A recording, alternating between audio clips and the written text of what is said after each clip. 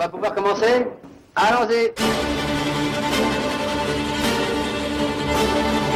La marche de l'histoire.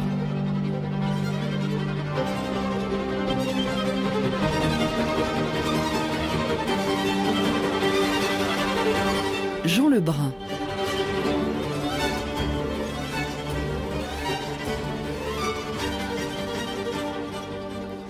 Le spiritisme. La table s'agitait avec les contorsions d'une bête qui se cabre. Le pied devant moi se leva et elle répondit avec un coup sur chaque lettre désignée. Alors commença un dialogue qui dura 3 heures. Il y a bien eu un moment spirit en France et qui a duré peut-être 15 ans. En 1853-1854 déferla d'abord une vague de tables, tournantes puis parlantes. Ensuite, Allan Kardec s'essaya à construire un édifice sur la terre ferme. Le spiritisme est peut-être le seul nouveau mouvement religieux, hors des cultes reconnus, qui était prêt de réussir en France. On peut aussi poser la question autrement. A-t-il vraiment échoué ? Le déclin des grandes religions traditionnelles ne laisse pas en effet automatiquement la place au rationalisme.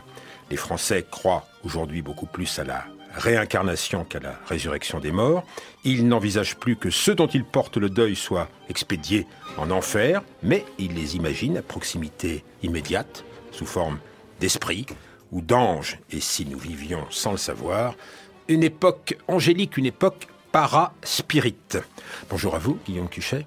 Bonjour. Vous êtes un jeune homme au goût peu commun. Il faut que je dise que vous appartenez à l'Institut universitaire de France. Sinon, ceux qui commanditent en vous donnant pas mal de congés, de longues recherches, ne seraient pas contents. Vous êtes un jeune homme au goût peu commun, parce qu'on vous a rencontré dans la proximité des armes du purgatoire. Vous savez, les armes délaissées qui sont entre deux mondes.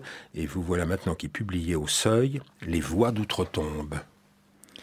Oui, d'ailleurs, il y a un lien entre les deux, parce que c'est juste en m'intéressant à la croyance au purgatoire au XIXe siècle que je m'étais aperçu qu'elle était repartie très fortement au milieu du XIXe siècle et que le clergé catholique, très inquiet de voir ce phénomène se développer, avait relancé de façon très volontaire le culte du purgatoire pour essayer d'occuper le terrain sur lequel le phénomène en question prospérait, et à mon avis avec un certain succès. Et c'est comme ça que je suis passé de l'un à l'autre. Le catholicisme essaye de siphonner le spiritisme. Alors, on est au milieu du XIXe siècle, avant d'observer les chemins qu'empruntèrent les esprits en France.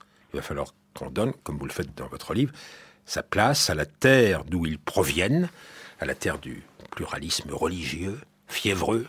J'ai nommé les États-Unis d'Amérique, et notamment un État parmi les États-Unis.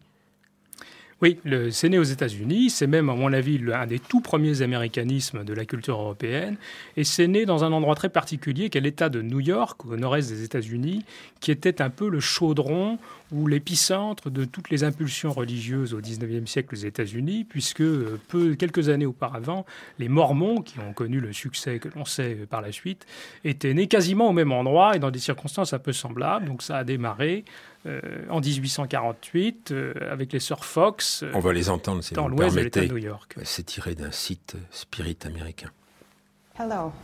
Bonjour, mon nom est Kate, et à côté de moi, c'est ma sœur Maggie. Nous sommes les célèbres sœurs Fox, les fondatrices du mouvement du spiritualisme moderne aux États-Unis. Les responsables de ce joli cimetière nous ont invités à raconter notre histoire. Nous avons emménagé à Hydesville, dans l'État de New York avec nos parents, John et Margaret Fox, en 1847. J'avais 14 ans et Kate 11 ans. Ces deux jeunes filles ont rapporté avoir entendu des bruits étranges dans la maison que louaient leurs parents. Des bruits qui font peur. Il y a peut-être plus de peur dans le spiritualisme américain que dans ce qui deviendra le spiritisme français. Spiritualisme.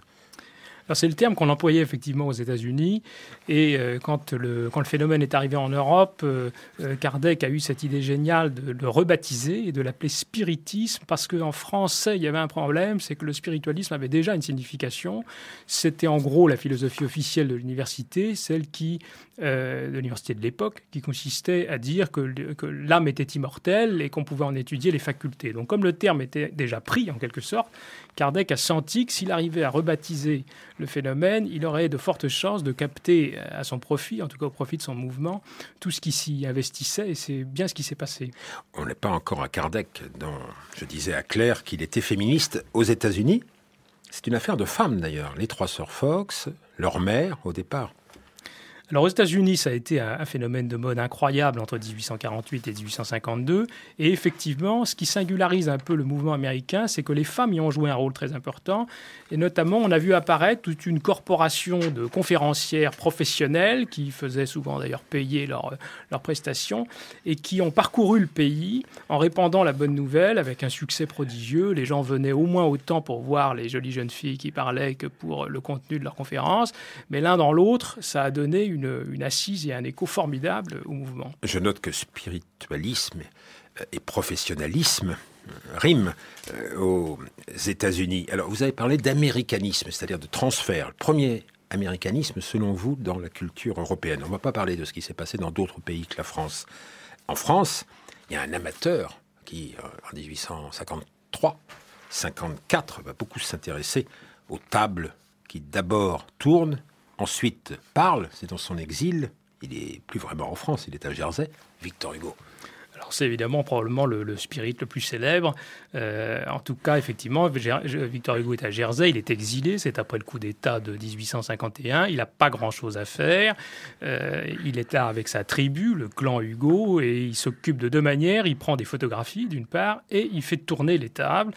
Et la mode lui est arrivée de Paris par une de ses amies, elle fait fureur à Paris, Madame de Girardin, qui initie le clan Hugo à la mode des tables tournantes. Lui, Hugo, est très sceptique au départ, il n'y croit pas trop, mais tout à coup, et ça c'est une sorte de classique de l'histoire de la conversion spirit, de conversion à l'émotion, sa fille chérie, Léopoldine, lui remonte par le pied de la table et il bascule littéralement dans les larmes, tout le monde pleure, et on voit, ça c'est un scénario qui se répète, il tombe là-dedans pour plusieurs mois. Il va faire ça tous les soirs, de 21h à 3 ou 4 heures du matin. Oui, les séances sont très longues. On en a des procès-verbaux. Vous publiez dans Les Voix d'Outre-Tombe le procès-verbal d'une séance avec la fille noyée, Léopoldine.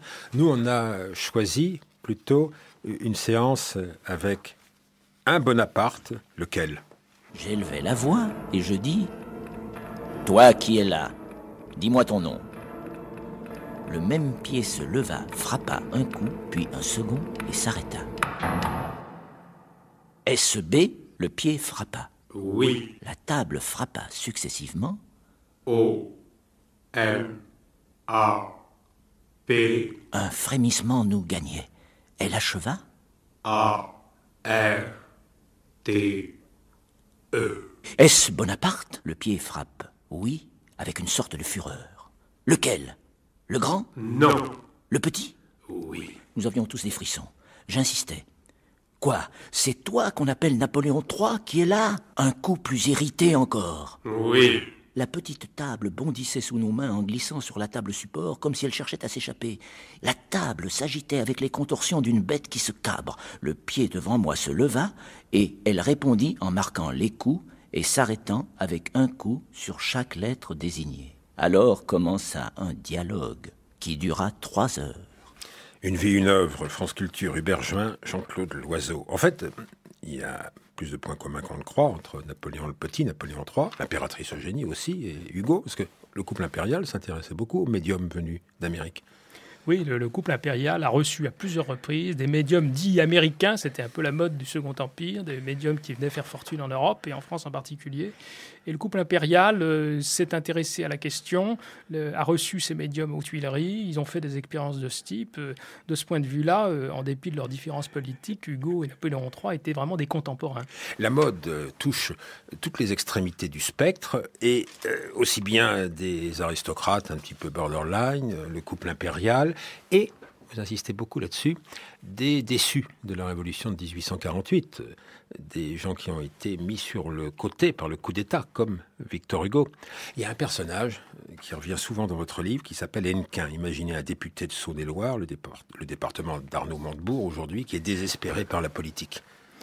Oui, c'est un personnage très, très emblématique de ces lendemains de 48. C'est quelqu'un qui a été très investi dans les espérances de la révolution de 1848, un militant de gauche, et qui se retrouve du jour au lendemain au chômage après le coup d'État, très ébranlé aussi par l'inversion de toutes ses espérances, ou l'écroulement de toutes ses espérances, et qui va plonger littéralement en spiritisme pour à la fois se consoler, trouver une alternative à son désespoir, en menant l'aventure très très loin, mais probablement que le personnage était un peu fragile psychologiquement antérieurement, mais en menant l'entreprise jusqu'à la folie, une folie dans laquelle il va faire tomber sa femme également, et toute cette affaire a très mal terminé. Ça a d'ailleurs mis un peu le holà dans un certain milieu qui s'intéressait aux tables. Quand on a vu le syndrome Hennequin, ça a guéri pas mal de gens qui sont devenus plus prudents ensuite dans leur rapport aux tables. Mais on a affaire quand même à des chercheurs de vérité, comme on dirait, au XXIe siècle. Comme en plus, sous l'Empire, il n'y a plus beaucoup de possibilités de parler politique, on peut parler religion, et comme ça un peu soulever le couvercle, chercher une issue. Oui, c'est ça. Je pense que c'est l'une des raisons du succès du phénomène, c'est que dans les années 1850, on ne peut parler de pas grand-chose, sinon de science, de succès militaire et de religion, et que beaucoup d'hommes et de femmes de gauche, cherchant un moyen de continuer à faire de l'opposition sans encourir les foudres de la censure, pratiquent un anticléricalisme un peu conceptualisé pour taper sur l'Église catholique et indirectement mettre en cause le régime lui-même. Et il est certain que le spiritisme a pu armer intellectuellement un peu l'anticléricalisme des années 1850. Parmi ces chercheurs de vérité qui sont toujours à la recherche d'une troisième voie nouvelle, il y a bien sûr, dans leur village de Chavignol, en Normandie, Bouvard et Pécuchet. Ils furent invités par le notaire, maître Marescot, à une séance de spiritisme, qui faisait alors fureur dans la province. Bouvard décida de ne pas y aller. Oh, les esprits, quel idiot aussi. Et Pécuchet s'y rendit seul. Mais vous poussez, Pécuchet. Mais vous poussez sans vous en rendre compte. Qu'est-ce que je vous dis, non? Qu'est-ce que je lui demande? L'âge de Madame Bordin. Esprit, connais-tu l'âge de Madame Bordin?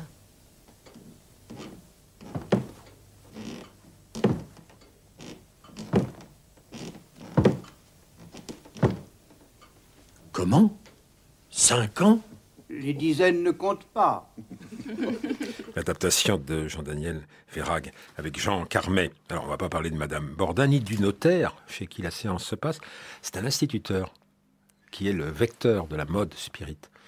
Oui, ils sont initiés à la pratique par l'instituteur du coin, Chavignol, et Flaubert avait lu une littérature kilométrique sur le sujet avant d'écrire son roman. Il connaissait tout au dossier.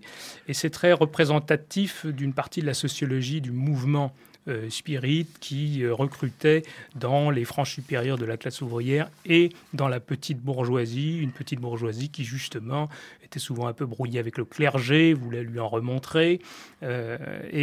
Flaubert a très bien saisi ça, cette spécificité sociologique du spiritisme. D'ailleurs, la Ligue de l'enseignement, qui va être un grand mouvement dans les années 1860, vous n'allez pas me dire sera qu'elle a un pleine lien de avec spirit, le spirit. bien sûr. Ah bon? L'état-major parisien de la Ligue de l'enseignement de Jean Massé, dans les années 1860, est constitué quasiment à 90% de spirit. Oui, mais attendez, on est encore dans la première vague, là, au milieu des années 50. N'anticipons pas.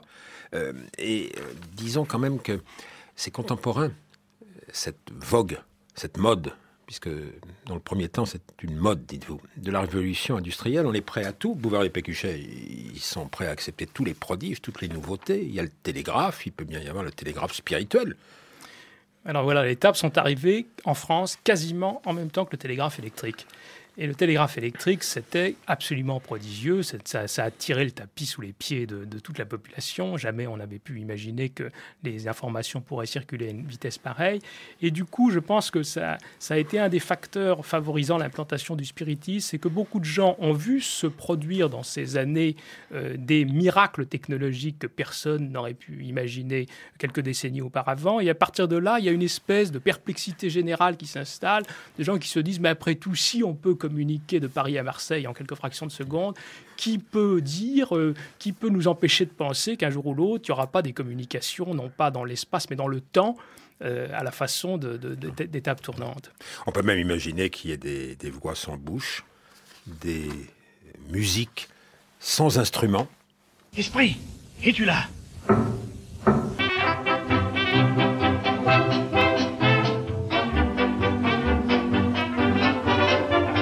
Mes amis, je fais partie d'un grand club de spirit. Les morts vont si vite, faut courir après. Nous communiquons toujours avec des gens notoires, femmes dans l'histoire, voici leur secret. Avec la pompon, la pompadour. Faut toujours papa, faut toujours parler d'amour. Avec la dudu, la du Paris. Faut toujours papa, faut toujours parler du prix. La belle ferronnière exagère et nous dit que malgré son époque, elle évoque Saint-Louis. Oui mais c'est Nana, Napoléon qui fait mieux tourner le guéridon. Mais les esprits répartis dans l'ombre et le silence, après la séance, je fus édifié. Si la table a pu bouger, c'est que je le devine. Ma jolie voisine me faisait du pied.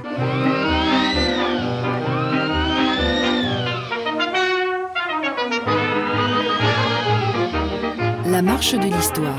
Jean Lebrun sur France Inter. Le spiritisme, en compagnie de Guillaume Cuchec, qui publie aux éditions du Seuil Les Voix d'Outre-Tombe. C'était Fred Addison et son orchestre. On va enfin changer de registre et prendre maintenant le spiritisme avec vous au sérieux. Parce que il se constitue, deuxième vague, il faudrait parler maintenant de phénomène de société, une doctrine du spiritisme autour des années 1860 en France grâce à Allan Kardec, qui était un homme de méthode.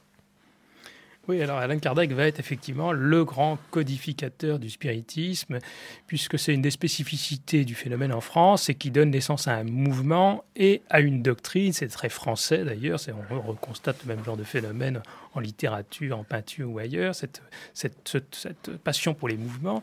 Et Kardec, après avoir beaucoup fait tourner les tables, publie en 1857 un livre qui va rester jusqu'à nos jours la Bible du spiritisme, qui s'appelle le Livre des Esprits, qu'on trouve encore à la FNAC aujourd'hui, et dans lequel il met au point une théorie extrêmement méthodique. C'est un esprit très pondéré, très méthodique. Mais si on commence avec méthode avant ces livres, le livre des médiums, il y a une deuxième édition en 1860 qui est encore plus importante. Il avait fait, sous un autre nom, des manuels de pédagogie. Alors c'est un Lyonnais qui s'appelle Hippolyte Rivail en réalité, et qui a eu une première carrière en quelque sorte d'auteur de manuels scolaires qui ont connu un très grand succès, y compris d'ailleurs après qu'il est devenu théoricien du spiritisme. Il a eu une double activité éditoriale. Mais alors les livres de pédagogie continuaient à se vendre parce qu'ils s'appelaient Hippolyte Rivail, le signataire, et les livres de spiritisme c'est Allan Kardec. Oui, ça alors fait c'est un peu druide. Voilà, exactement. Alors, il considérait, c'est pas vraiment un pseudonyme, parce que, même si ça fonctionne objectivement comme un pseudonyme, parce qu'il considérait que dans une vie antérieure, Kardec croyait à la réincarnation, il avait été druide, ce qui rehaussait aussi un peu son aura de théoricien du spiritisme, d'une dimension un peu druidique de bonne aloi. Il y avait beaucoup de gens qui redécouvraient les sources druidiques de la France à ce moment-là. Vous voulez dire qu'ils refabriquaient même la tradition refabriquaient druidique. En grande partie. Et donc Kardec pensait avoir été druide dans une vie antérieure, et c'était pratique aussi pour lui parce que comme effectivement ses bouquins, ses manuels scolaires se vendaient bien, si on identifiait derrière l'auteur de manuels scolaires le prophète du spiritisme, ça risquait de poser quelques problèmes de diffusion, et donc d'avoir cette double casquette, Rivail d'un côté, Kardec de l'autre. Travailleur acharné dans la revue Spirit qui l'anime, ou dans les travaux de librairie qu'il multiplie, il propage sa doctrine. Vous dites que c'est toujours un grand succès, le livre des médiums. On en trouve même des lectures par des adeptes anonymes sur le net. Le spiritisme touche à toutes les questions qui intéressent l'humanité. Son champ est immense, et c'est surtout dans ses conséquences qu'il convient de l'envisager. Le spiritisme est toute une science, toute toute une philosophie. Pas plus que toute autre science, il ne peut s'apprendre en jouant.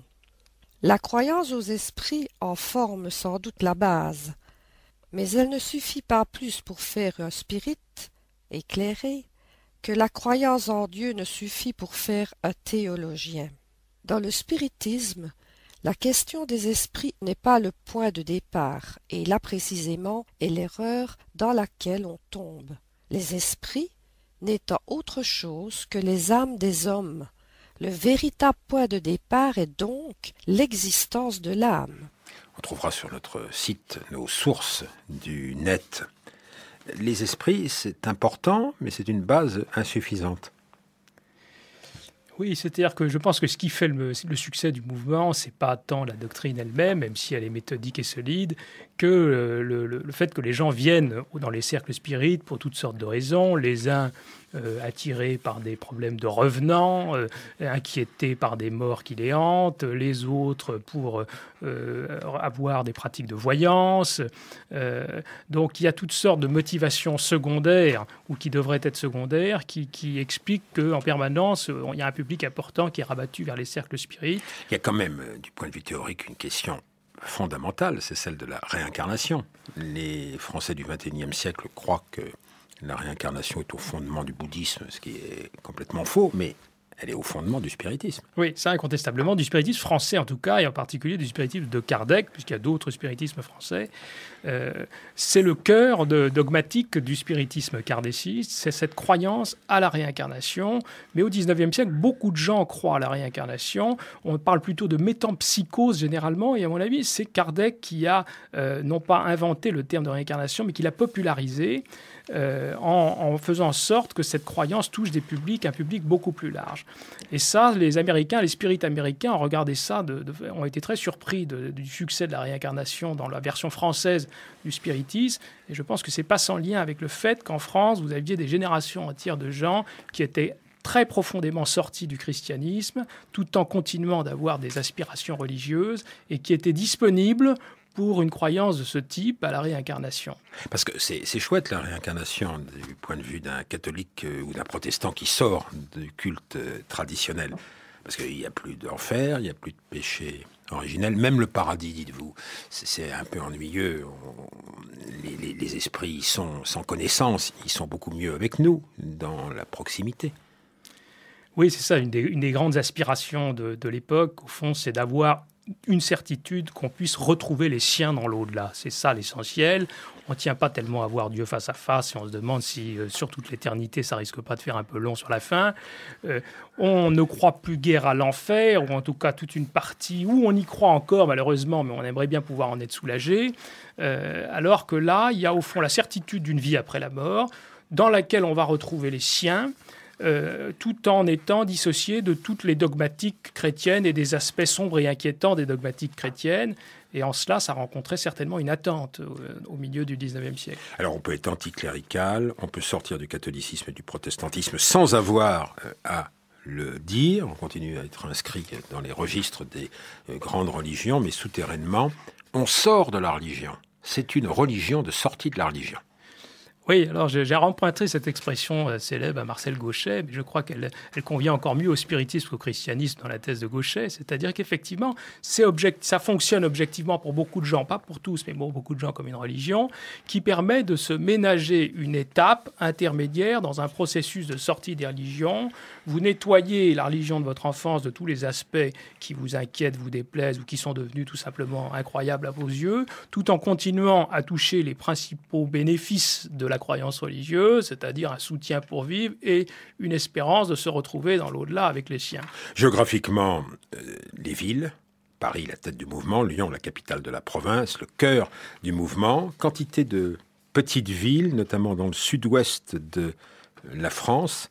Les gens du Languedoc seraient bien étonnés de savoir qu'il y a plus de revenants peut-être dans le Languedoc qu'en Bretagne et que ce ne sont pas les mêmes. Vous citez aussi d'autres cas tout à fait étonnants. Chauny dans l'Aisne, alors voilà, une ville spirite. Petite bourgade de l'Aisne, région très déchristianisée, qui après avoir fait des essais d'hétérodoxie religieuse du côté d'un certain protestantisme, s'est converti en partie au spiritisme dans les années 1860, à la fois par protestation contre le clergé catholique. On sent qu'il y a comme ça des communautés qui ont une sorte de tropisme ou de goût pour l'hétérodoxie religieuse, qui sont là encore une façon de protester contre le catholicisme tout en continuant à s'inscrire dans un univers religieux. Les ouvriers sont particulièrement touchés dans une bourgade comme celle-ci, ou chez les Canuts à Lyon, tous ces prolétaires, disait Rancière, qui lisent, bouquinent, écrivent la nuit à la lumière des chandelles et qui cherchent la vérité. Avant même sa mort en 1869, Kardec constate quand même qu'il y a un peu de jeu, un peu de déclin dans le spiritisme. Sa tombe va être installée après Montparnasse au Père-Lachaise, où elle demeure l'une des plus visitées du cimetière. Le simple fait même de toucher la statue vous fait ressentir quelque chose.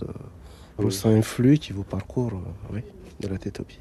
Vous savez, avant, on avait des gens qui venaient là pour la foi. Puis maintenant, c'est très différent. Oui. Avant, c'était des gens de connaissance qui étaient sérieux et tout. Mais là, on a, supposons quelqu'un qui vient, qui est dans le malheur, elle viendra toute seule. Elle demandera, elle obtiendra certainement quelque chose, parce qu'on obtient toujours quelque chose. Mais je vois, il y a des gens qui viennent par groupe, c'est vraiment... c'est malsain. Ils demandent des choses plus ou moins bien. On trouve des mots tellement bizarres. On a des détraqués sexuels qui viennent là-dessus, qui sont pas très... Oh oui, oh là là, très orduriers. Oui. Ils insultent même Alain Kardec dessus. Ah oui? Il y a des choses, oui. Ça commence par un genre de prière, et puis ça finit tout à fait en choses obscènes, quoi. Ça se passe comme ça.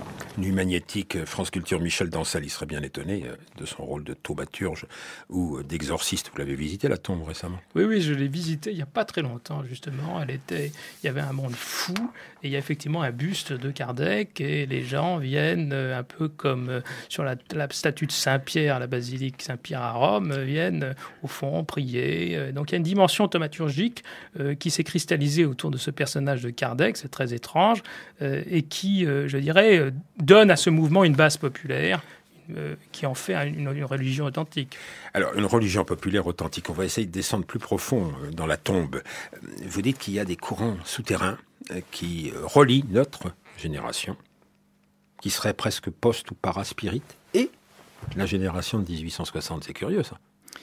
En tout cas, il y a une thématique spirite un peu ambiante, je dirais, à la fois autour de la croyance à la réincarnation, que professent beaucoup de nos contemporains, même si ce n'est pas forcément une croyance en dur, ça peut simplement être une préoccupation, autour de les fameuses near-death experiences ou expériences de mort imminente, qui intéressent beaucoup une partie de nos contemporains.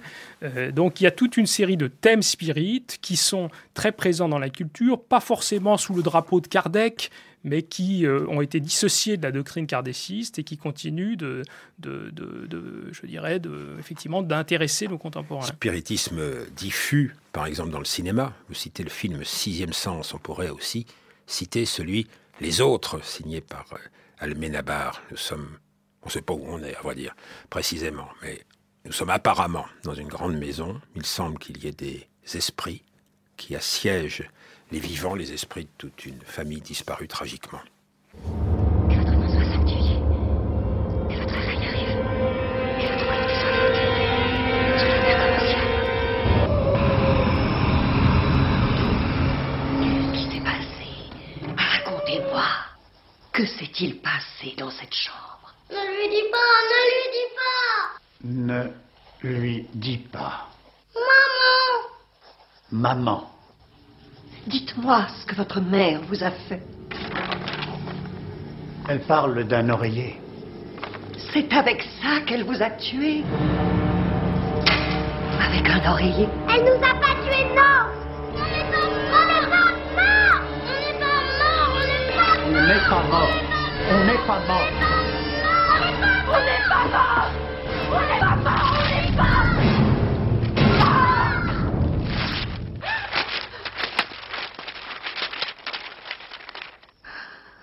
Vous vous sentez bien? Qu'est-ce qui s'est passé? Ils ont pris contact. fait, il faut tout un film pour s'apercevoir que les vivants sont en fait les morts, à moins que ce ne soit l'inverse. Tout un livre, le vôtre, Les Voix d'Outre-Tombe, aux éditions du Seuil. Merci à vous, Guillaume Cuchet. Dans l'équipe de la Marche de l'Histoire, Grégory Vallon, Vincent Godard, Jacques Sigal, le réalisateur, Franck Olivard, Frédéric Martin, Martin Penet qui nous a apporté le disque de Fred Addison et Camille Poux Jalaguier. Demain, nous parlons de l'agonie de l'acier en Lorraine.